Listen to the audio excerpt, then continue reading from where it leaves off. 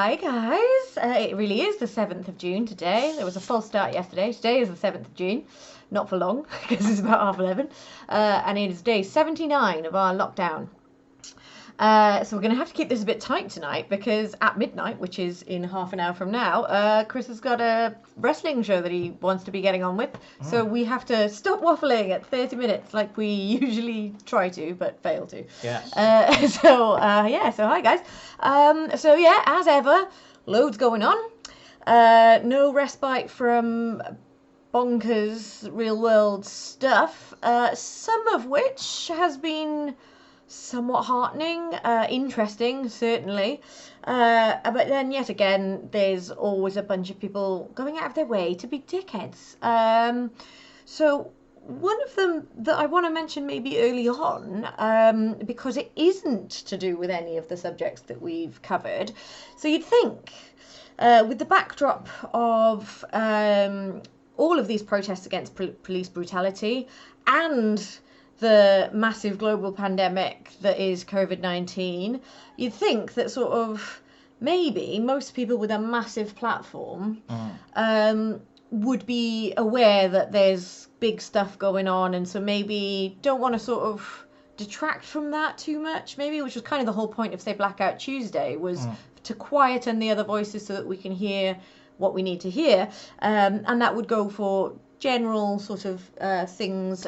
Maybe if you talk about something else, it kind of shows that you don't really care about what's going on. So you'd think maybe someone, particularly sort of progressive lefty types, might be thinking in terms of, okay, maybe I should use my platform to maybe draw attention to that, or at the very least stay quiet so other people can talk about that. You'd think. I would think. I thought so, yes, sounds reasonable. Well, J.K. Rowling took a different tactic on that one. She's decided today. Now, quite a lot of you probably won't know much about J.K. Rowling's sort of views. I didn't know a lot about it. I think of her as the kindly lady who made up Harry Potter. Well, she seems in other areas quite sort of liberal, and she's very anti-Trump. Oh yeah. She's a proper sort of flag-waving lefty, and sort of generally speaking, seems to come across quite reasonable and quite sensible. Unfortunately, there've been a few instances of this, and today being one of them, she's decided to sort of she's picked this hill to die on, to come out with some fairly transphobic views.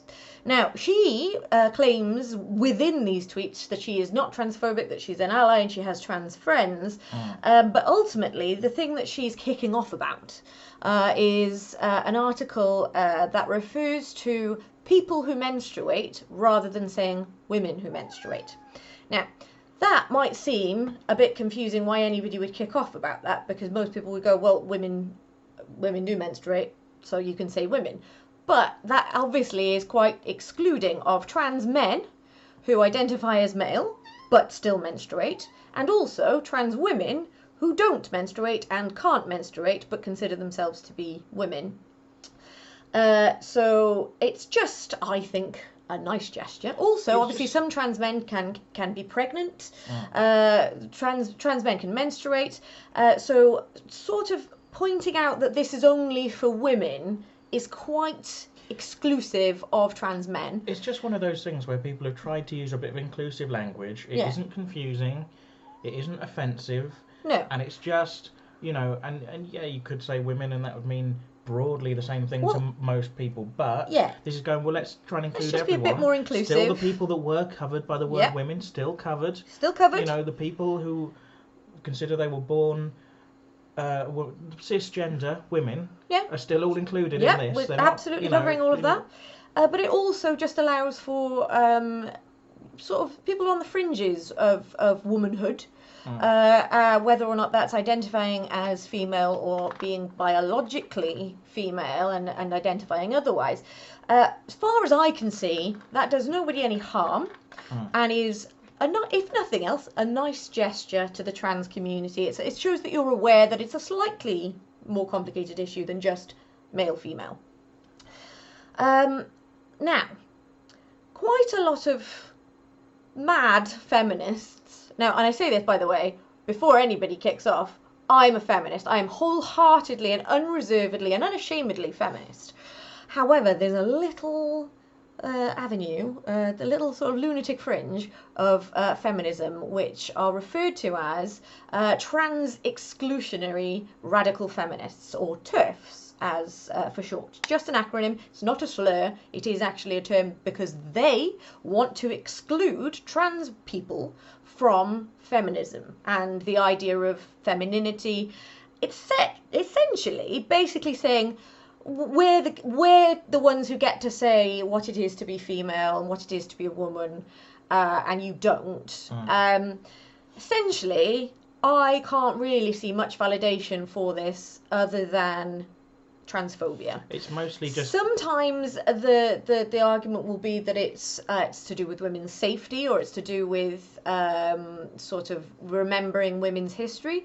But I think, obviously, if you are a trans woman, that's still part of who you are. Women's history is trans women's history, such as men's history is trans men's history. It's not really about what you got going down between your legs, really. If you're a trans woman, then womanhood in all its forms is you, as far as I can see, and same goes for masculinity for trans men, and anyone in between, whichever bits that they want to sort of identify with, that is absolutely fine by me, and as far as I can tell, nobody else's fucking business. It's just people being transphobic, but trying to couch that as feminism. Yes, and which pisses me off. Seems like superficially more reasonable. Yeah. And you can kind of get away with a bit, you've got a bit more wiggle room. Also, you can play the victimhood of, actually, I'm from a marginalised group, and this is treading on my rights, but it's not, as far as I can tell. But interestingly, these sort of turfy people kicking off about this inclusive language when it comes to things like menstruation and pregnancy. The interesting thing about it is the trans community aren't the ones really particularly pushing for this language. I think the trans community have made peace with the fact that people will say women when they might really mean people, and vice versa. These big sort of outrage posts really, it seems, are designed to get the people who aren't involved and don't have any skin in the game and aren't really that interested, the What Next Brigade, basically to go, oh, what? I'm not allowed to say women menstruate anymore. Basically, I can't say Christmas, and now I can't talk about women having periods. So I love talking about women having periods. So that it basically whips up general sort of, oh, aren't trans people sensitive and demanding and essentially being ridiculous and unreasonable? And it's not the trans community that are doing this. It kicked off ages ago. The most recent thing that I particularly remember being kicked off about, I think it was Always, which is obviously a sanitary product brand. They removed the female symbol from their packaging, and then they'd sort of mentioned it and got a bit of publicity for it. This kicked off the TERFs, saying that you're taking our womanhood away, you're taking our femininity away, you're giving it away, basically, like, but it's just like, really, is your femininity so fragile that you need to check that it's on the thing that you put on your fanny? Because mine isn't. I'm happy for that not to have, particularly, it's, as far as I can see, having the female symbol on it isn't any different to having it covered in flowers and being ridiculously pink. As far as I'm concerned, it's over-feminizing things that are just practical daily products that really, let's just not lose our shit about it. But TERFs and people of that ilk kicked off, and those publicity stories do then stir up anti-trans feeling, because if you're just glancing at these stories, the idea you might take away from it, if you're not particularly interested or switched on to trans issues, is, oh, that's a bit ridiculous, I can't say anything anymore, and sort of put you on the back foot and get you a bit pissed off with trans people. It basically incites transphobia, which, as far as I can tell, by all standards, is a dick move. So J.K. Rowling has kicked off about this article saying people instead of women and thinking that that's all wrong, which is a dick move anyway.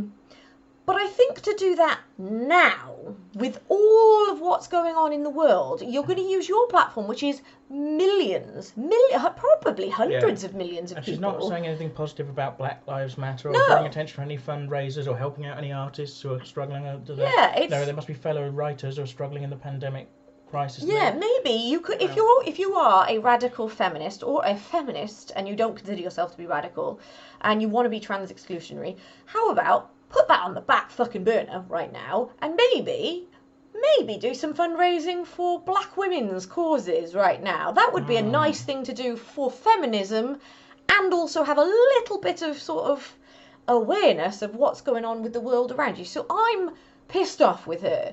I think it's a dick move. I don't know why she's chosen now to kick off about this particular thing.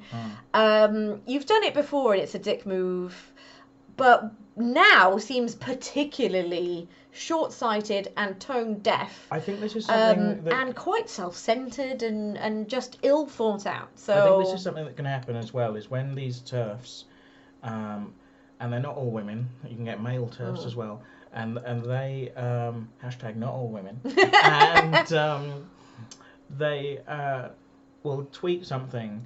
And just on a very surface level, if you're not paying too much attention or if you haven't done the right reading, it can seem like, well, I don't know why people are kicking off. I don't know what the fuss is. It seems reasonable. They're just trying to make a feminist point or stick up for. And I think if you're kind of in any doubt, what a useful thing to do is maybe scroll back and see how many of these kind of borderline reasonable things people are saying. Because if you think, well, I'm not sure, is that bad? I don't... You can always ask people to do the reading, but people are very quick to put up links and kind of explain, yes, why it's bad. But also, if you scroll back and go, oh, there's a lot of these from this same person. Yeah, and they're all sort of floating about the edges of the same issue. And they've been criticised in the past, and they haven't got off their high horse or kind of got... And it's just like a pattern of behaviour, I would be very forgiving for it to be a one-off, and then... people point out that actually you're being a bit of a dickhead to the trans community and then go, oh shit, I didn't see it that way. I hadn't seen it I'm from so that point sorry. Of view, or I was misinformed and now I'm, I'm apologising. It's very easy, and this is the thing, because actually it's not, the trans community aren't the ones kicking off. Like, they're not going to J.K. Rowling saying, actually, you should be saying people instead of women. They're not kicking off. It's the TERFs that are kicking off about this and taking issue with people who are just trying to be a bit more inclusive. No trans people are going to kick off with you because you happen to say, oh, they're lady products or they're women's products or anything like that. Like, nobody's really going to mind, because essentially you are talking about the vast majority. It would be strange in sort of everyday conversation to sort of caveat everything with these things. It would be nice if people just sort of didn't kick off about it, and hopefully it will gradually become common parlance. It's the same thing that you get with people refusing to use people's preferred pronouns. Generally speaking, people will understand if you slip up and use the wrong one. If you immediately go, oh, sorry. Like, if you admit, because it's an easy mistake to make, nobody's going to sort of kick off, go, and like get down your throat. It's if you refuse to use somebody's preferred pronouns, even though you've been asked, actually I go by they, or actually I go by he, or whatever, and then go, I will call you she because you're a she. It's like, well, no, now you're being a dick. You don't, like, it's like nobody's kicking off about honest mistakes or sort of natural sort of slips of speech. So essentially, I wanted to draw attention to that because partly we give a lot of out and out right people on the right a lot of grief on this blog because reality, but it is important to know occasionally I get pissed off with some fucking lefties as well. And J.K. Rowling, you're a lefty, you've got a huge platform, and you're using it to essentially promote a TERFy agenda, so you're a dick, unfortunately. One thing I did see that was quite a nice tweet that wasn't in direct response to, it wasn't like, they didn't at J.K. Rowling or anything. It just sort of put, it was like, so I can't remember I think it was just a random on the internet, but I'm sorry if it's somebody I should know. But just sort of said, oh, tell you what, the lovely thing about these, really, like, the Harry Potter books are some of the most well-loved children's literature in all of history, and the thing that's really lovely and magical about them is no one knows who wrote them. And I was like, yeah, let's make that the thing. Nobody knows who wrote Harry Potter. That'd be good. Well, people have been joking today as well, because J.K. Rowling wrote all these books, and then she's very keen to kind of go back and then insert things into the lore of Harry Potter that aren't ever mentioned in the books. But she'll go, oh no, well it turns out Dumbledore was gay the whole time, and people are kind of joking, going, oh no, she'll try and save face and say that the Sorting Hat was a lesbian. And, she did do a nice thing recently. I don't know if anybody saw, but after, I can't remember exactly what it was. Immediately after, but somebody in the civil service put up a tweet that basically was very critical of the government, and then it was immediately taken down, and that person, it was after the Dominic Cummings scandal, it was after Dominic Cummings addressed the nation, and I think it basically said, pathetic, I would hate to work with these truth twisters or something of that ilk, but it was from the official civil service account. And it was immediately taken down. They apparently either were suspended or lost their job, but they didn't actually announce who it was. J.K. Rowling said, find out who this was, and I will donate a year's salary to that individual. And I was like, that's a cool thing to do with your platform. That's nice. Stick to those sorts of gestures and leave trans people out. If you don't like trans people, do you know what? Just stay out of their business. It's very easy to just not engage. If something makes you uncomfortable, same goes if you're a massive homophobe or racist. Do you know what? If you hate black people, fine. Stay out of black people's business and use your platform for nothing to do with the issues of race that don't affect you. It's unnecessary. And if you've got a platform like that, use it responsibly. It would have been so easy to shut the fuck up. Do you know what is weird as well, though? It speaks about how like social media is today, and it's this kind of new thing that has come along in our lifetimes.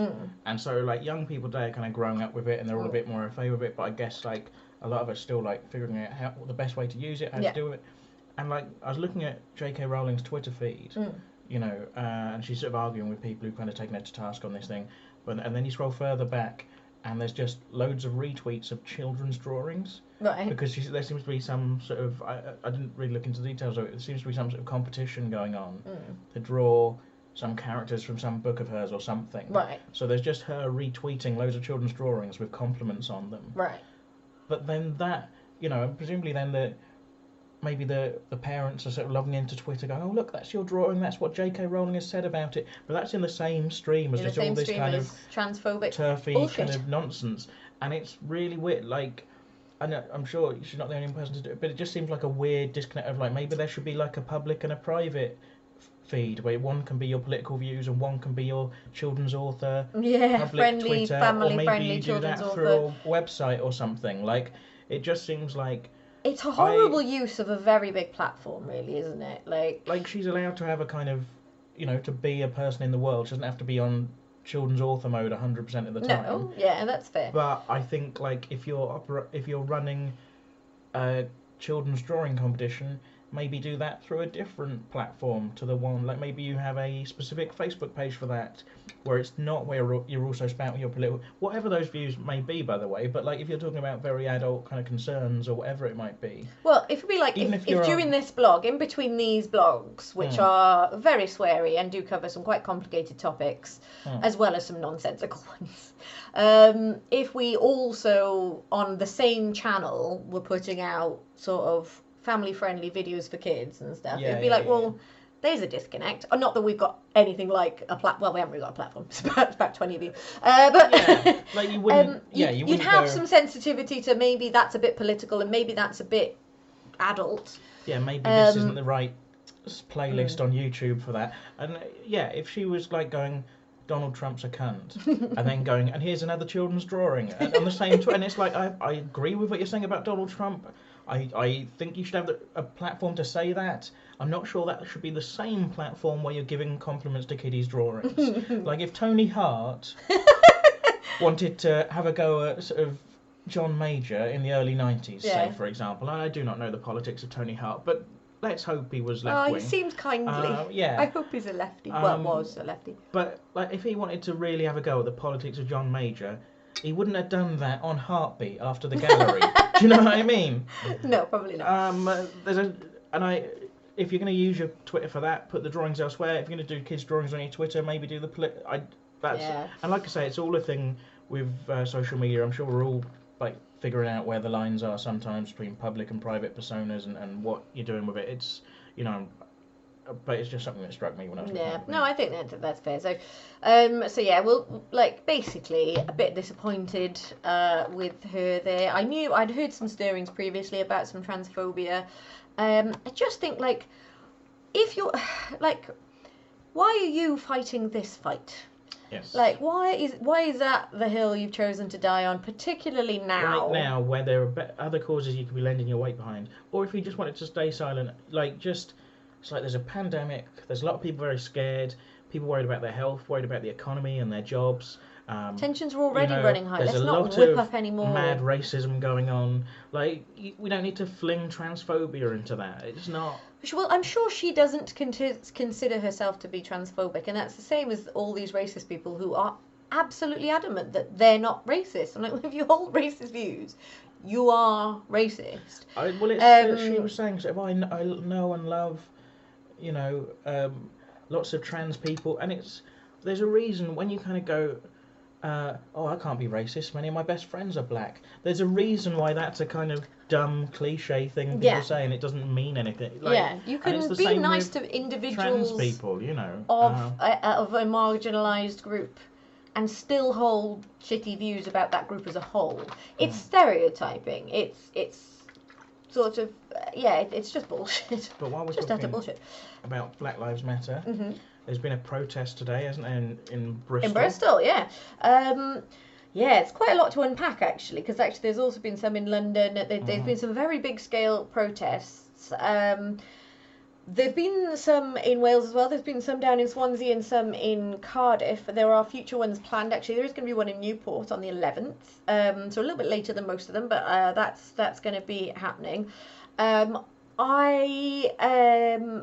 Obviously I am all for people marching. I'm really happy that that's happening. I'm making a sign. A friend of mine is going to take it along to the Newport March. I have been very torn as to whether to attend or not. I want to be there. Under normal circumstances, I'd be there in a heartbeat. But I am torn with the backdrop of COVID-19, of also potentially by doing something that's really positive for one cause, which I'm passionate about, might actually be detrimental to another, which is obviously protecting the NHS at the moment, as I feel a second wave is looming. So I've made that decision as a personal decision. However, I'm not actively encouraging or discouraging people to attend. I've got friends who are attending, and I'm really excited about that. I'm making a sign for someone to take with them. I've donated to the Newport March Fund because they're buying, it's brilliant, they've made plans for sort of social distancing. They're buying PPE for everybody who can't take it themselves, so that nobody there needs to be unmasked and they can keep it all safe. So I've donated to that cause, and I think if social distancing can be obeyed, fantastic, then I have zero problems with it. I just have seen some of the scenes coming out of Bristol and London and other places where it becomes impossible to social distance. And people, I'm sure, have good intentions. Yeah, well, just the more people arrive, the more people at the front get sort of squished in, and then there's kind of crowd control. And I think it's important to say, the fact that these marches are happening despite the backdrop of COVID is, if anything, a sign of how important it is and how passionate people are and should be respected. Because also there are fuck tons of people not social distancing just because they wouldn't go to the beach or have VE Day parties or things that are not noble causes. Well, that's the thing. Some people have been complaining, saying, well, this is going to cause a second wave, or these protests are a bad thing. And all right, Karen, but were you at VE Day party? If so, shut up. This is it. Like, if you've not been to anything and you've sort of condemned everything, which is pretty much how we've been. Yeah. And then you say, oh, I'm a bit dubious about this. It's like, I get where you're coming from. Yeah. But if you've not said anything about the beaches and the VE Day celebrations and Dominic Cummings, and now this is the thing that's kicking off about, because I worry that it will be used as a potential port of blame when the second wave hits, and the last thing I want to see is this whipping up additional hate for people of colour. and their allies, in fact. So I can see both sides of the argument, and I'm really torn, and I've given it a lot of thought, and currently my feeling is, for my own sanity and anxiety afterwards, because I've had a big trigger of what if I've got it and I'm passing it to people and I don't know. I think if I know I've been in a crowded space, I will drive myself insane. So I've done other things so that I can show my solidarity in other ways. And whilst I still sort of wish I could find a way to make peace with going, I can't. So I'm not just going, well, I'm not going to do anything. So I'm donating, I'm being vocal, I'm sharing resources and doing what I can. Take the knee thing, didn't we, the other week? My front window is quite a sight at the moment. Yeah, we've got a sort of Black Lives Matter display on there for anyone to pass. But I know that's only a little gesture, but we're doing what we can. We're sharing what we can on social media and on here, and we've been watching that video where you can raise money just through ad revenue on YouTube that I'll have to say, if things, I might share that again in the blurb, so if you've missed that, that's basically all the ad revenue goes to assorted Black Lives Matter causes just by watching it, as long as you don't skip the ads. So watch that, put it on in the background, put it on a repeat. I think for me, like on a personal level, like I feel like we as a household have done quite a good job of sticking to the rules, social distancing, maintaining all of those things. Yeah. And I think because I'm in furlough, your business is closed, there aren't any comedy gigs for me to do, we've been able to maintain that. Yeah. And, you know, I go out for my exercise to walk the dog, I go to the shop, like, that's less than 5 minutes from our house and if we need food. as infrequently as possible. Yes, you know, and so we get it as and when we need it. And then, you know, we've done quite a good job of maintaining that. I think if I was a person in a situation where I was having to go to work, because you know I had to go on public transport and go to work. If I was putting myself in crowds anyway, then hell yeah, you'd go. Well, this is just one more thing, and it's for a really good cause. But as we've done such a good job of kind of keeping lockdown, and it just seems like we should probably try and stick to that and do our bit for that. But we're supporting sort of vocally and that has been a difficult. That hasn't been an easy decision, and I'm still, like I say, I am still torn in both directions, a bit conflicted, but that's where I'm at on it at the moment. Obviously, everything at the moment is changing so rapidly. News is coming out so rapidly. These are strange times to be living in. So by the 11th, when the Newport March is, I may have different feelings. But at the moment, that's where things have lay. Particularly having seen footage from, it seems like the Welsh protests have been very good with social distancing. I was really glad to see that. There was some drone footage taken from above, because obviously you can't really tell in photographs, because you get that sort of foreshortening of, you can't really tell how far away people are from each other. But from above, you can, and it looks brilliant. I think it was the one that was in Cardiff, I think it was near the grounds of the castle, but you could see its fields and you could see that people are spaced out. That, if I knew that was definitely what I was walking into as well, I would go with more confidence. In Bristol and London, you've seen very tightly packed crowds. It's also got a bit tense with conflict with the police. But one thing that is interesting that we must talk about that happened today, and we're actually coming close to our 30 minutes, but we must talk about it because it happened today, and I think it's going to be an interesting thing for the history books, is in the Bristol protest, the protesters, as part of the march, tore down a statue of Edward Coulson, who is a Bristol historical figure, who had various philanthropic causes and donated a lot of money for the furthering of Bristol, but he made his fortune as a slave trader. There have been before now petitions to have it removed, petitions to have it taken down that have never gone anywhere, and it was torn down today during the protest.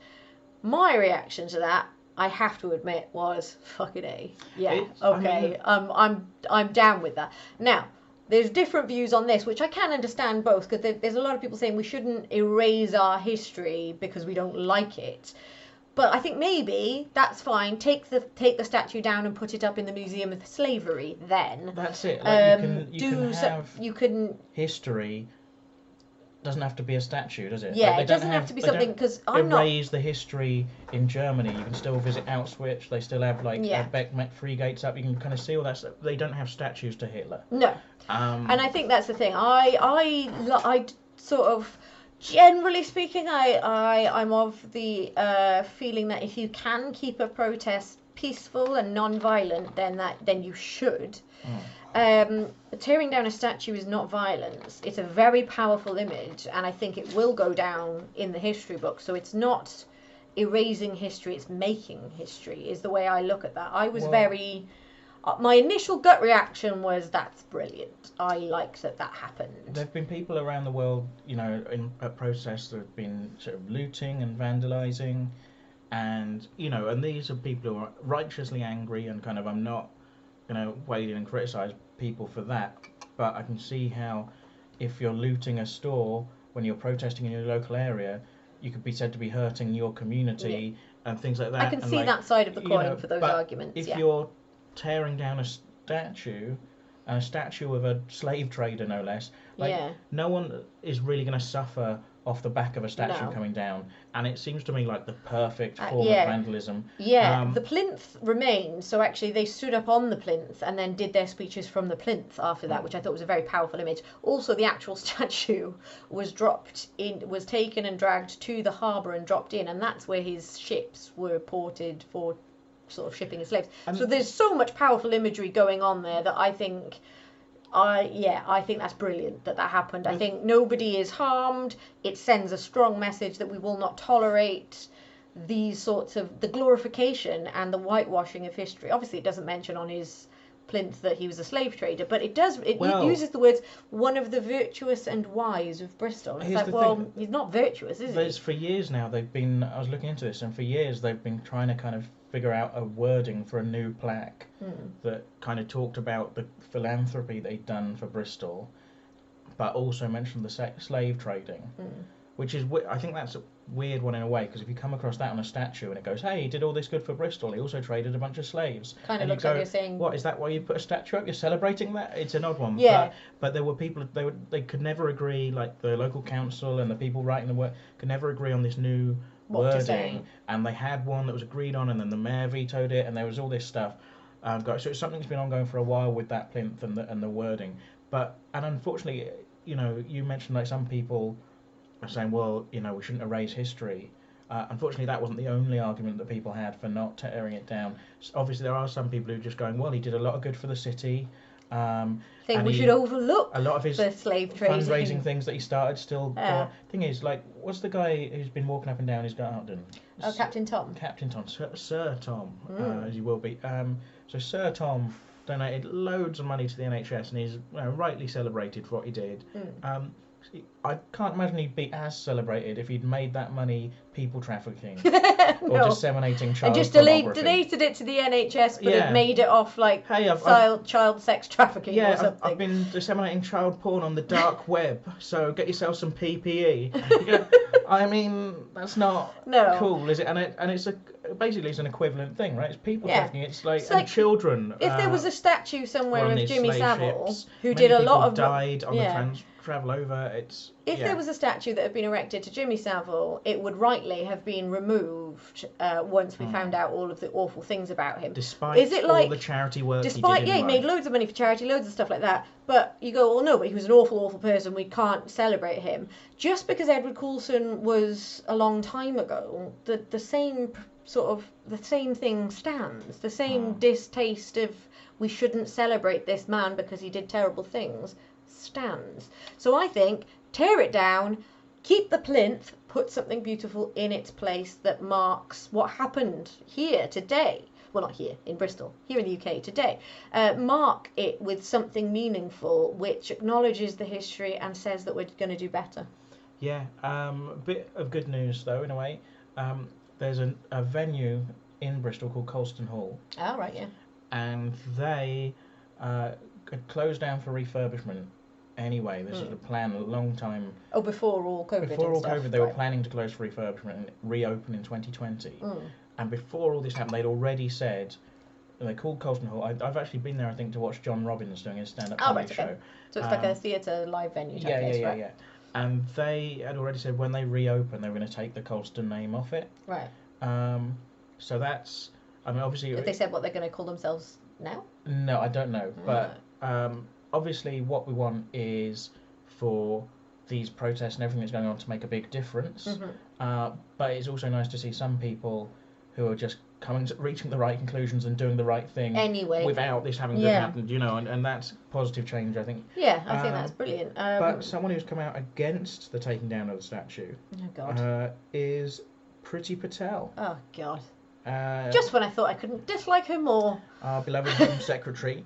She called the toppling of the statue utterly disgraceful, saying it speaks to the acts of disorder, public disorder, that actually have now become a distraction from the cause in which people are actually protesting about. And I think, toppling a statue of a slave trader when the protests are about racism, that's not a distraction, is it? That is entirely on point. That's very much on brand. On the nose, if anything. Oh, God, what a twat she is. Right, yes, but... we're going to have to wrap up. You've got some wrestling to watch. And having talked yesterday about how we've been stuck on kind of just cider and red wine and no variety, I did do an essential shop today, got some essentials, but I also got myself a couple of spiced rum and cokes, you know, nice. like pre-mixed cans, so it'll be a bit of a treat while I watch my wrestling. Lovely. Right, well, we will call that a day there, guys. I do still want your suggestions for what we do for day 100 of lockdown, so if you've got any ideas, we may do a live stream, but even with that, we'll need ideas because we've never done one before, so tell us how that works and tell us what you'd like to see, within reason. We'll keep the dirty stuff for our OnlyFans. And hopefully see you guys tomorrow. Like and subscribe, guys. There's no shame in it.